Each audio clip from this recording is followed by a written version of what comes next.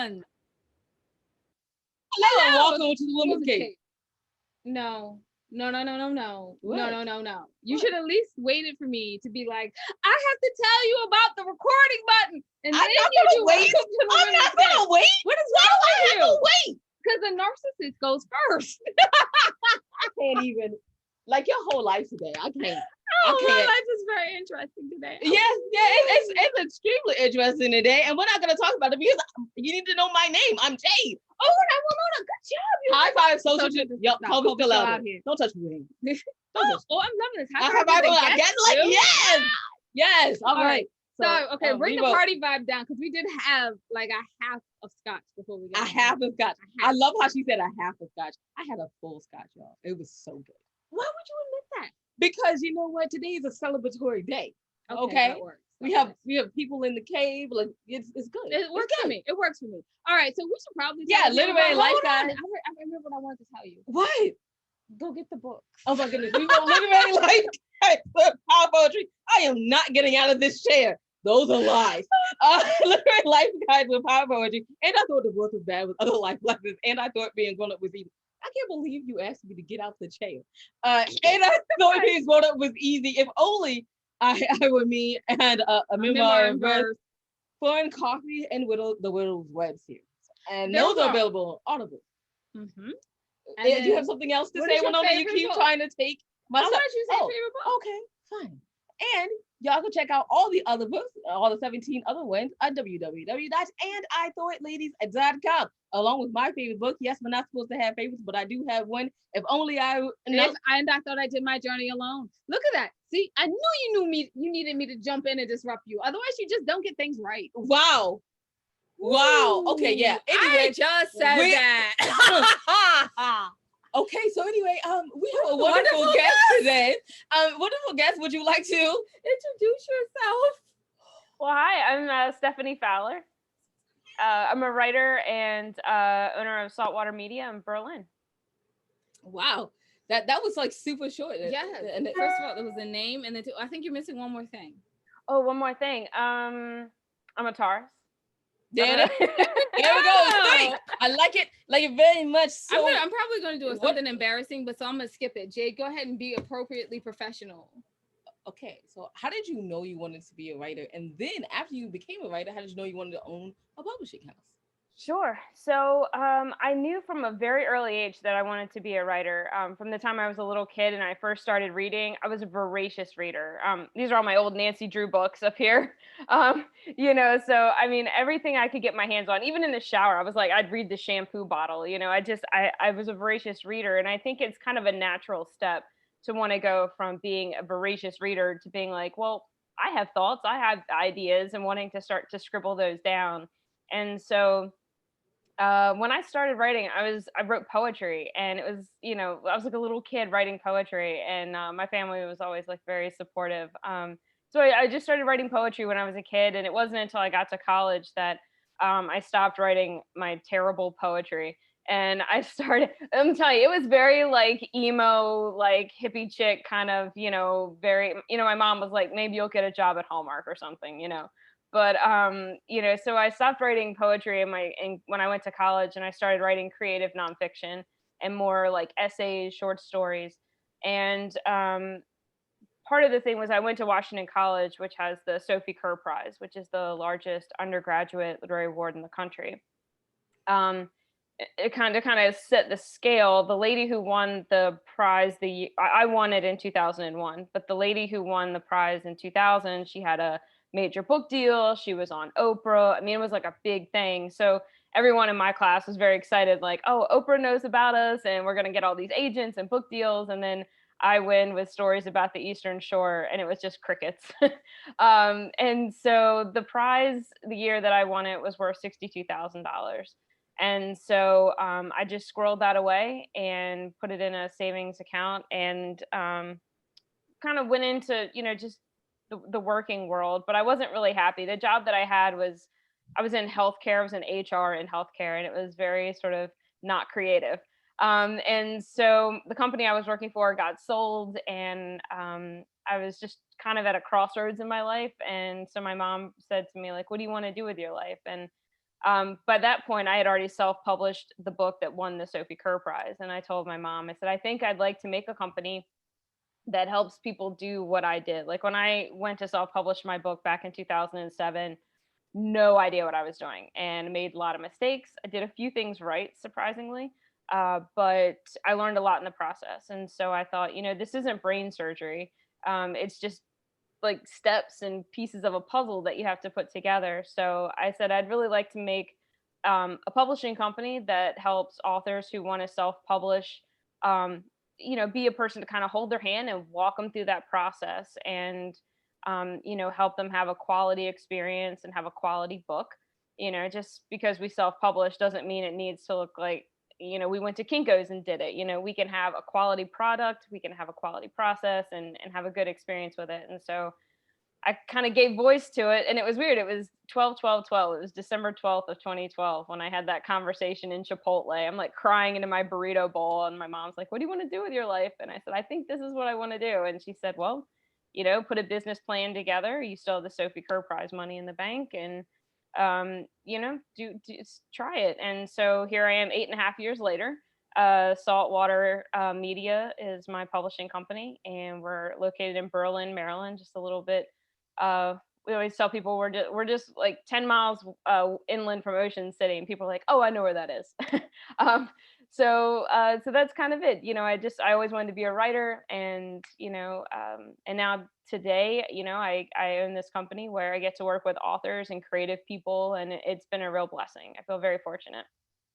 So, my next one, of course, is some of the narcissists of the group, and you might have two narcissist questions. I'm so sorry. That's okay. She's sorry, not sorry. But I have to ask, of course, are you looking for two little African American poets? Yeah. We're making a good joke. We're making a good joke. Yeah, definitely. So, how did you feel like going from the regular job into the creative space? How did you feel doing that? I was terrified. Okay. I was terrified. I'm going to tell you because I was leaving like a very good job. I had a steady paycheck every other week. I had benefits. I had health insurance. I had all those things. And then, to decide to open up my own business. And now all of a sudden, like, not only do I have my mortgage at home, now I'm going to be paying rent. I have to keep my lights on at home. I have to keep the lights on in the new rented space. I have this big, I have an espresso book machine in my office, which is a huge piece of machinery that's going to eat supplies. And I remember there were a few nights when I was in the transition between my old job and leaving to go to my new company. Man, there were nights like 2-3 o'clock in the morning. I would just bolt awake in a cold sweat, in a complete panic. Like, what am I doing? And am I going to make it? Is this going to work? And I just got to the point where I had to be okay if it failed. And I got to the point where I was like, I'd rather try it and fail than never try it at all and stay in this job that I'm not happy in and just continue to just be a body in a chair, churning out spreadsheets. Or I can take this terrifying leap, do this entirely creative venture and try to do this thing. And if it fails, I had to basically, it's kind of a, my personality is if I do something, I want to do it to succeed. And so I had to kind of tell myself, like, if this doesn't work, it's okay. It's not the end of the world, and we'll figure it out from that point forward. But it was terrifying. But then once we got started and we picked up momentum right away, and I've never been not busy since this happened. So I feel very fortunate. I've met some incredible people, worked on some incredible projects, and brought some really wonderful books to life for some really good, really cool people. And it's been a privilege. That's kind of like the best part, though. Yeah, bringing the book to life. Yeah, absolutely. Did you have a question? Yeah, because I have to ask the question because Tanya couldn't come today, so I have to ask the question that Tanya would ask. Definitely. How did 2020 and COVID impact your business, and how did you rise to that challenge? Sure. So if there was one. Sorry, yeah. Oh yeah. So COVID was a wild year, I think, for everyone. It was certainly a wild year for me. So when Governor Hogan ordered the shutdown in mid-March, I immediately packed up my office and brought it home. My kitchen table became my office. I brought all my client files, my computer, everything I needed, and I just like took over the kitchen. And my wife Patty is she owns Saltwater with me, and so she also, I mean, we just literally locked the door because Hogan said that was it. So we locked the door. I have a publishing partner named Andrew, and I was like, "Don't worry, I'll keep paying you. I'll figure it out. I'll send you a check every Friday. Don't worry, I'll figure it out." And what I found, so I just stayed home. I from March of when it shut down, I stayed home, and I didn't go back to work until the end, until the beginning of May this year. I have one kidney because I donated it to my mom, and so I was really like, I gotta just stay in my little bubble wrap world here. But I found that it was my business in a weird way kind of picked up because I think people, when the shutdown happened, a lot of people were home. They weren't kind of doing all the normal things. And there were a lot of people that were like, hey, I have this book. I'm just going to knock the dust off of it. Or I've been thinking about doing this. And so all of a sudden, I think for some people, it became a very creative time. And so we got calls from people that were like, hey, I've been home and I finally worked on that family genealogy project, or I finally got around to putting my grandmother's recipes together, or, whatever the project might be. And so I kind of was realizing, I was like, again, feeling very fortunate that, during COVID, the publishing side, I mean, I kept on going. I mean, every morning I got up, I put myself in the kitchen at the kitchen table, and I just, continued to work with clients. I did a lot on Zoom and Skype. Still did a lot of, those other types of things.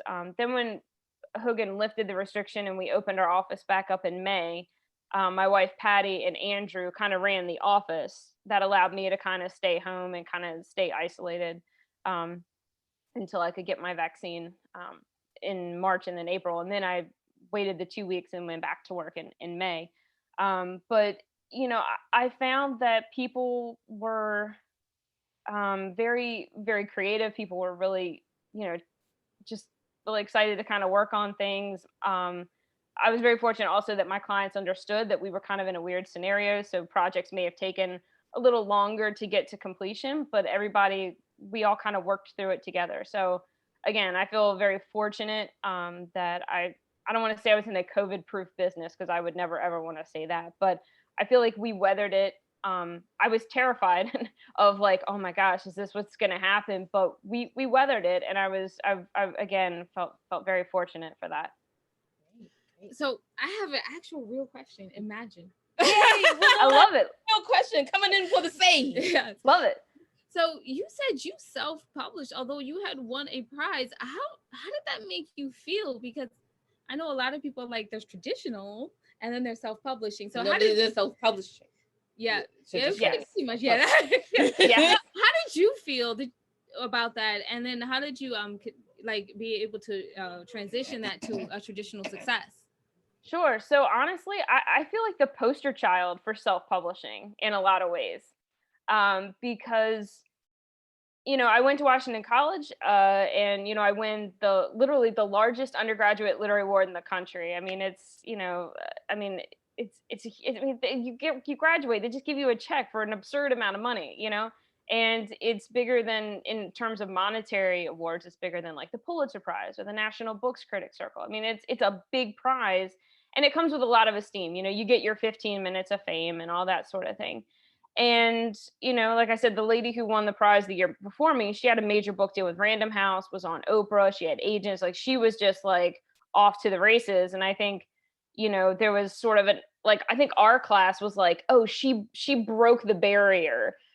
Christine Lincoln broke the barrier, and now we're all going to flood right through. And then I win with stories about Crisfield, Maryland, and Greenbackville, Virginia, and, a couple murders and ghost towns and things like that. And I couldn't get anyone to touch it. I couldn't, I tried agents, I tried editors, I tried small presses, big presses in the traditional route, and no one was interested. And so I realized that if the book was going to live, and I felt like the book had merit. I mean, it had won this huge national award, and the stories certainly have already been, approved in that way.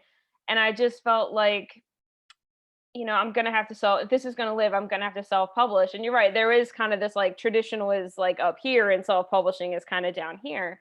But I did feel like the stories had value and they were worth putting out there. And so I just said, well, shoot, I guess I'm going to have to do it myself. You want something done right, you got to do it yourself. So I just decided to go ahead and try to self-publish. And like I said, I did make mistakes. And I think that's something common that happens. And I think that's why self-publishing can get kind of a bad rap, is that, because we're trying to do it ourselves, we do make mistakes. And so I really felt like the poster child for self-publishing. And then it became something that became kind of a passion point for me, because I felt like just because a traditional press is not going to pick up some of our work doesn't mean that it shouldn't see the light of day. We all have important stories we want to tell. We all have things we want to say. And just because a traditional press isn't going to pick that up doesn't mean that it has to die in a drawer somewhere. And so when I started Saltwater Media, I felt very passionate about making sure that the books that I help bring to life are going to stand up on a shelf, and be quality projects, be good feeling books, have good artwork, have all those, the proper layout, all the right pieces of the puzzle, so that these books can live in a very in a valuable and meaningful way. And so that was kind of what I went into creating my publishing, even though my company is based on a self-publishing model.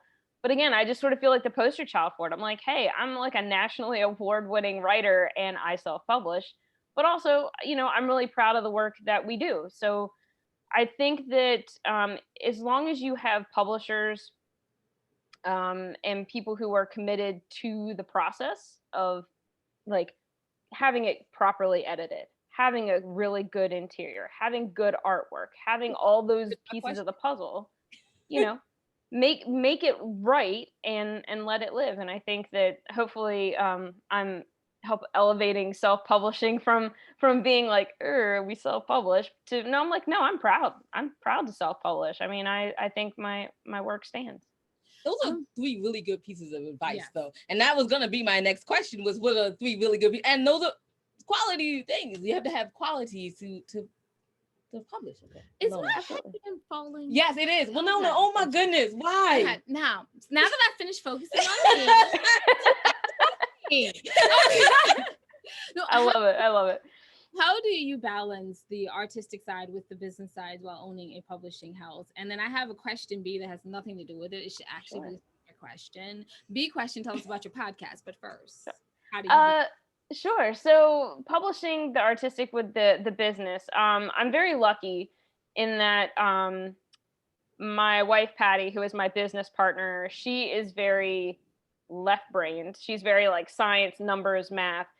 QuickBooks. I mean, she's very much like, and I can lean on her because that's one of her strengths.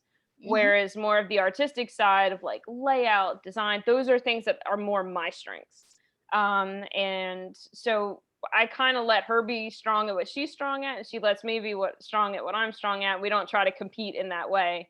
So I feel very, again, fortunate that that I have Patty, working with me side by side. And so she kind of takes some of those things, like kind of like the not fun, like, hey, we have to pay our taxes. And I'm like, great, let's pay them. And, and she's like, I got it taken care of. So I feel very fortunate that she is very strong and business minded in that way. And then that kind of frees me up to be more like head in the clouds design, kind of thing. So, but I do feel like it's a balance. You have to work at it kind of every day. But, it's weird. Like in my old job, I felt like I was working, and now I just feel like I'm just doing what I'm supposed to do, so that is definitely something that, that also helps, Absolutely. And your podcast? Oh, so our podcast. So it was interesting. About back in 2016, a friend of mine who's also a writer, Tony Russo, he and I were just kind of, he and I have been friends for over a decade. And I was telling him, I'm like, I'm meeting these authors that have these really cool sort of behind the stories, right? So you walk past a bookshelf and you see all these covers, but like, why did the author pick that thing? Like, what was it? Because when you decide you're going to write about something, you put time and blood and sweat and tears. I mean, all of you goes into this. So why did they pick that one thing to dedicate that kind of energy and resource? So, I was talking with these different authors, and I was telling Tony, I'm like, I'm really hearing these really cool reasons as to why people decided to write the thing they wrote about. And he was like, yeah, we should do a podcast. And I was like, funny thing, I had downloaded a book called, like, on my iPad, it was like Podcasting for Dummies, like 101. And by the chapter 3, I was like, I have no idea it was all like the wave files and that kind of thing. And I was like, I'm out. I don't know what this means. But he was really good at that part. So we kind of decided that he was like, you get the guest, you do the kind of that part of it. I'll do all the technical part of it, and we'll give it a go. And so we started the podcast in February of 2016. The only problem was COVID did put a big dent on that, because the way that our format was, people came to Saltwater and the 3 of us sat down at a table and we interviewed them, which of course COVID sort of took that out. And then we tried a couple of podcasts. We were doing them over StreamYard, and that's okay. But it just, I don't know. To me, there's just something about like it was easier for Tony and I, like kind of like you guys are right there together, and you kind of know your kind of rhythm. You've been enough. You're like, I know when she's going to ask a question. And so Tony and I were a lot like that. So it was hard for me to be in my house, Tony to be in his house, and then the other person. Then sometimes it felt a little herky jerky. So, but I imagine, imagine we'll get back to it. So right now we're doing all our podcasts via StreamYard. And so we're going to kind of continue with that format until maybe we can get back in the office. But it's been, it's called So What's Your Story? And like I said, we've been at it for a little while and had some really cool people, had some really cool fun guests, and that's been like a really nice outlet for the authors. In terms of marketing, it's hard for self-published authors, so having the podcast, like, here, share this on your social media, tell people to come watch it, tell people to download it, and so it's just one more thing we can try to do to help them with the promotion. Exactly. I love that. I love it. You're such a responsible literary citizen, right? Like, you take that seriously. I love it. So where can people find out more about Saltwater and more about your podcast? Yes, so we're on, so Saltwater Media is saltwatermedia.com. We're on Facebook, Instagram, Twitter, and although my social media, when working from home, my social media kind of slimmed down, but now that I'm back in the office, I'm trying to pick her back up. And then So What's Your Story is also on Instagram, and we run the StreamYard. When we do a StreamYard, we run it through the Saltwater Media Facebook page. So yeah, and we're right in downtown Berlin. If you're ever heading towards the beach, you can always pop in and say hi to us. We're there. Just in case anyone didn't know, downtown Berlin is the best. Absolutely adorable. It is. It's fun. Absolutely. I have to admit, like, the first time I went in, because my friend had a party there, and I had been in Berlin before, but then like I saw it and I was like, this is just too cute. I live in Annapolis and that's cute, but that was just too cute. It was. So I know. You have to go see it. So thank you so much for coming on today. We really appreciate it. Up? I know you did. Just in the middle of the wrap up, you're gonna ask me. Anyway. Thank you so much for coming on today. We really appreciate it. You can find out everything you ladies are doing on www.andithoughladies.com. While you're there, take a moment, go down to the bottom of the page, see the charities that we probably support. If you support them also, we thank you in advance for that. And just remember, y'all, wisdom is all around you if you're open to finding it and accepting it. So peace and love, you guys, from Will Nona. And Jade. Bye-bye. Oh, yeah, thanks for listening.